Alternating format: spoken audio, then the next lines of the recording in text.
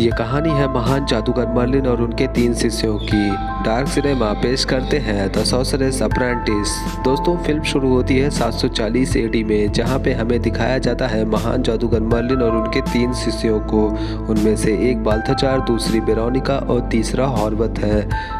पर मर्लिन को 2 ही शिष्यों पे भरोसा करना चाहिए था, क्योंकि हॉर्वत उन्हें धोखा देता है। वो शैतानी जादूगरनी मोर्गेना के साथ मिल करके मर्लिन से एक जादुई मंत्र की मांग करता है, जो कि है आत्मा जागरण मंत्र। उसी के जरिए मोर्गेना मुर्दों में जान डाल करके उनको जिंदा कर सकती है और उनका फौज बना करके दुनिया पे कब्जा कर सकती है। पर यह मंत्र देने से मर्लिन मना कर देता है, जिसकी वजह से मोर्गेना उसे मार देती है। तभी बाल्थाजार वहां आ जाता है और वो मोर्गेना पे हमला करके उससे लड़ने लगता है। तभी हॉर्वत वहां पे रखी एक ग्रंथ में से वो जादुई मंत्र लेकर के वहां से भाग जाता है। वहाँ पे वेरोनिका आ जाती है और वो बाल्थाजार को लड़ता देख मोर्गेना की आत्मा को अपने शरीर में समा लेती है। पर मोर्गेना की आत्मा वेरोनिका के शरीर को अंदर ही अंदर मारने लगती है, जिसकी वजह से बाल्थाजार को ये सब नहीं देखा जाता है, क्योंकि वो उससे प्यार करता है और वो उसकी जान बचाने के लिए उसके शरीर को एक मर्तबान में कैद कर लेता है, जिसमें कि मोर्गेना और उसकी आत्मा उस मर्तबान में कैद हो जाती है। बहुत कोशिश के बाद वो हॉर्वत को भी पकड़ लेता है और उसको भी एक मर्तबान में बंद कर देता है।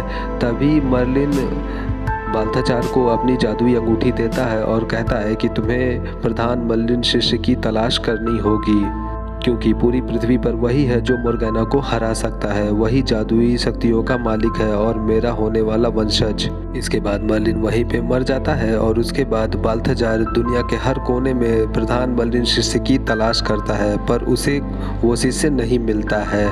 बाल्थाजार हजारों सालों तक उसकी तलाश करता है और तब भी वो उस प्रधान मर्लिन शिष्य को नहीं पाता है।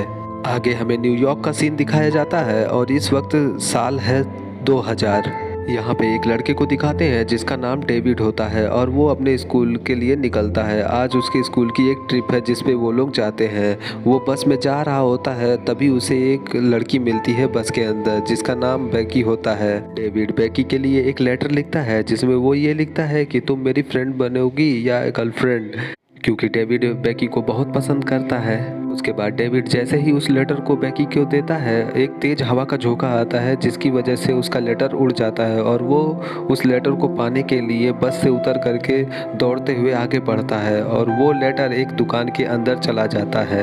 डेविड के लिए वो लेटर बहुत ही इम्पोर्टेंट था, इसलिए वो उस दुकान के अंदर घुस जाता है। उस दुकान का नाम होता है आर्कैना गबाना। डेविड जैसे ही अंदर जाता है, उसे दुकान का माहौल बहुत ही खतरनाक लगता है, क्योंकि वहाँ पे पुराने ज़माने की बहुत सारी चीज़ें होती हैं। और तभी उसके सामने बाल्थाजार आ जाता है और वो डेविड से पूछता है कि तुम यहाँ तक कैसे पहुँचे। डेविड कहता है कि मैं एक लेटर की तलाश में यहाँ तक आया, जबकि ये एक इत्तेफाक था। बाल्थाजार तुरंत ही वो जादुई अंगूठी निकालता है और वो डेविड के हाथ पे रख देता है और वो अंगूठी डेविड को अपना लेती है, यानी वही प्रधान मर्लिन शिष्य है। बाल्थाजार ये देख करके काफी खुश होता है, क्योंकि वो इसका इंतजार सदियों से कर रहा है। तभी बाल्थाजार डेविड से कहता है कि तुम यहीं पे रुको और किसी भी सामान को छूना मत, और वो अंदर चला जाता है अपनी जादुई ग्रंथ को लेने के लिए। वो जादुई ग्रंथ निकाल ही रहा होता है, तभी डेविड दुकान में रखे सामान को देखने की कोशिश में उस मर्तबान को गिरा देता है, जिसमें कि हॉर्वत कैद रहता है और हॉर्वत आज़ाद हो जाता है और वो डेविड के ऊपर हमला करता है।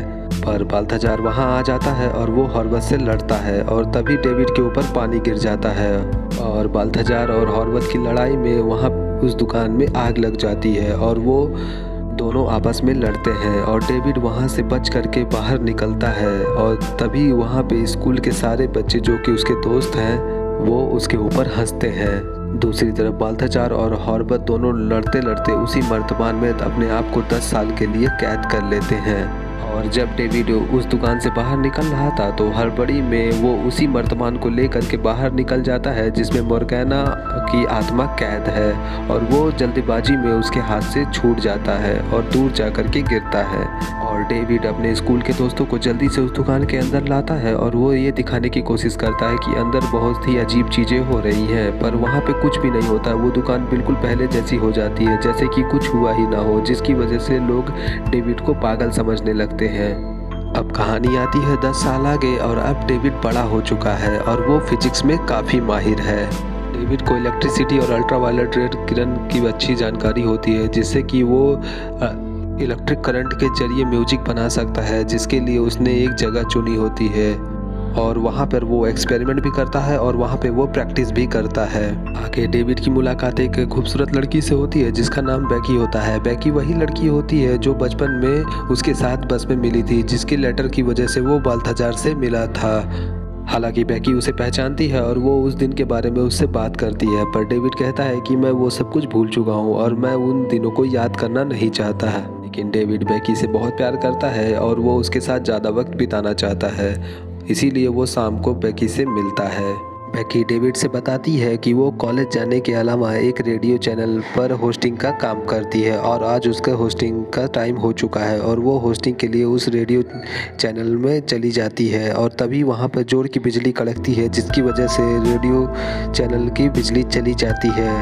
बेकी को लगता है कि उसका रेडियो चैनल का शो नहीं हो पाएगा। तभी डेविड कहता है कि मैं इसमें तुम्हारी मदद कर सकता हूँ और डेविड तुरंत वहाँ के चैनल के मेंटेनेंस रूम में जाता है और वहाँ की बिजली को ठीक कर देता है और वहाँ की बिजली वापस आ जाने के बाद बेकी का शो आराम से हो जाता है, जिसकी वजह से वो डेविड की इसलिए बेकी डेविड से काफ़ी इम्प्रेस होती है और वो उसकी तरफ अट्रैक्ट हो जाती है।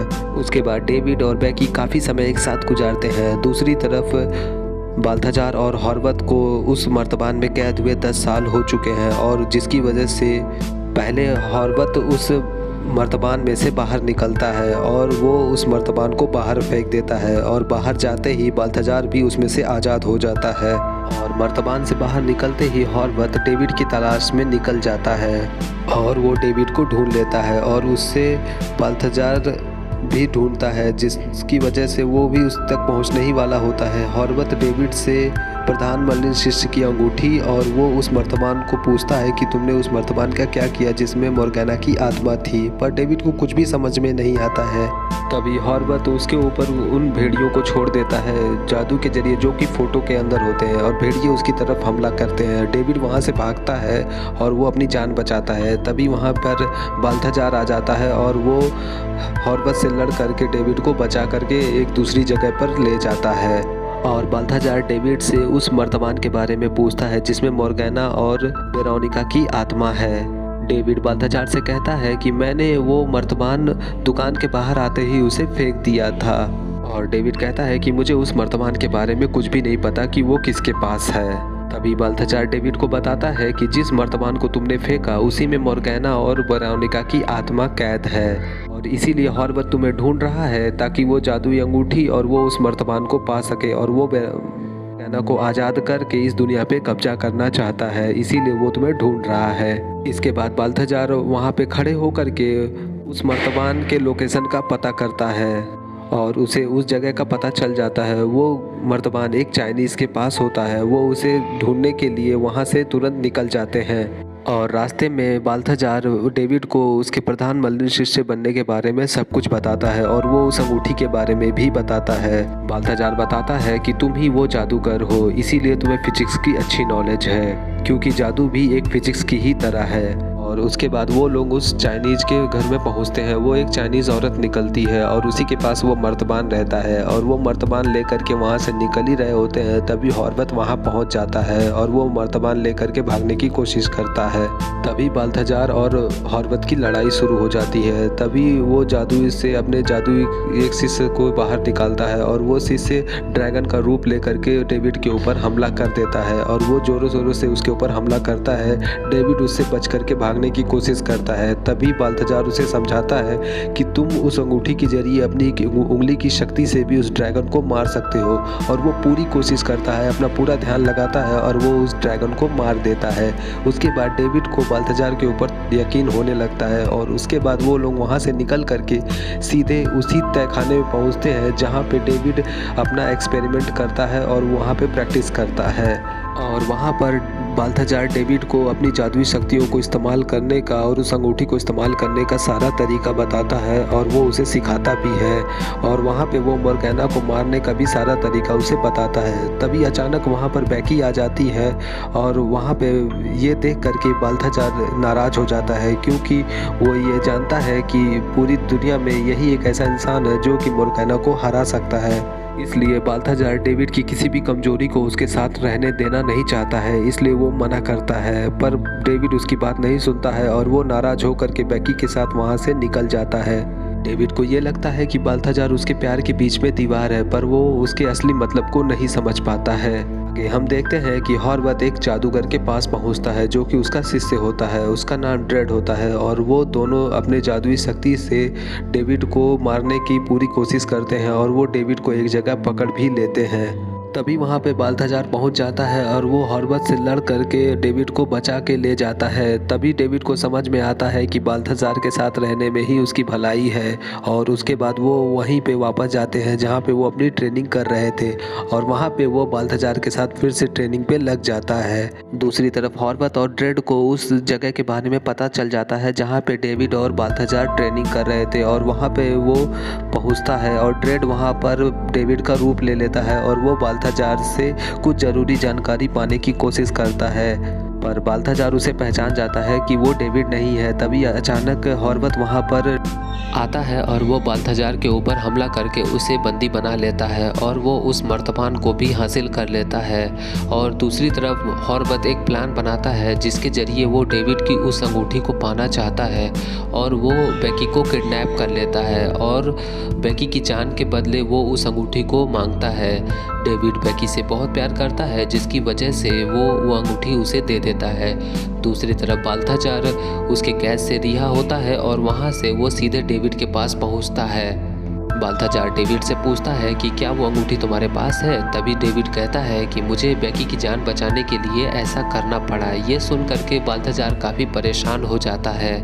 तभी वो डेविड को पहली बार उस मर्तबान की असलियत बताता है और कहता है कि जिस मर्तबान में मोर्गेना की आत्मा कैद है उसी में वेरोनिका की भी आत्मा है जिससे मैं बहुत प्यार करता था और सदियों से वो उस मर्तबान में कैद है जिसको मैं हमेशा से आज़ाद करना चाहता हूँ। ये सुनकर के डेविड को काफ़ी दुख होता है क्योंकि वो बाल्थाजार को गलत समझता था और उसके बाद वो बाल्थाजार की मदद करने के लिए तैयार होता है। दूसरी तरफ हॉर्वत मोर्गेना को आज़ाद करता है और मोर्गेना आज़ाद होते ही अपने पुराने मिशन को कामयाब करने के लिए निकल पड़ती है और मोर्गेना अपने उन आत्मा जागरण मंत्र का इस्तेमाल करने के लिए न्यूयॉर्क सिटी की सबसे बीचों बीच की जगह चुनती है और वो सैटेलाइट टावर के जरिए आसमान में एक आकृति बना देती है और वो आत्मा जागरण मंत्र बोलती है जिसकी वजह से दुनिया के कोने कोने में छुपी सारी आत्माएं जिंदा होने लगती हैं। इन सारे प्लान के बारे में बाल्थाजार को पहले से पता होता है इसलिए वो उसके लोकेशन को ढूंढ लेता है और हमला करता है मोर्गेना के ऊपर। पर हॉर्वत उसके बीच में आ जाता है। अब हॉर्वत के पास उसकी जादुई अंगूठी है जिसकी वजह से वो बाल्थाजार पे हमला करता है और बाल्थाजार उससे हार जाता है। दूसरी तरफ डेविड और बेकी अपने लैब से उसी यंत्र को बाहर लेकर के आते हैं जिसके ज़रिए डेविड इलेक्ट्रिक करंट के ज़रिए म्यूज़िक पैदा करता है और वो बेकी से कहता है कि अगर हम उस सैटेलाइट टावर के ऊपर चढ़ करके उसकी लोकेशन बदल दें तो ये आकृतियाँ बनना बंद हो जाएंगी और आत्माएं नहीं जागेंगी। बेकी ऐसा ही करती है और वो उस टावर पे चढ़ करके उसके सिग्नल को बदल देती है जिसकी वजह से वो आकृतियाँ बनना बंद हो जाती हैं और आत्माएं नहीं जागती हैं। फिर उसके बाद डेविड पूरी ताकत से हॉर्वत के ऊपर हमला करता है और वो उस यंत्र के आगे हॉर्वत टिक नहीं पाता है और हॉर्वत वहीं मारा जाता है और वहाँ से तुरंत गायब हो जाता है।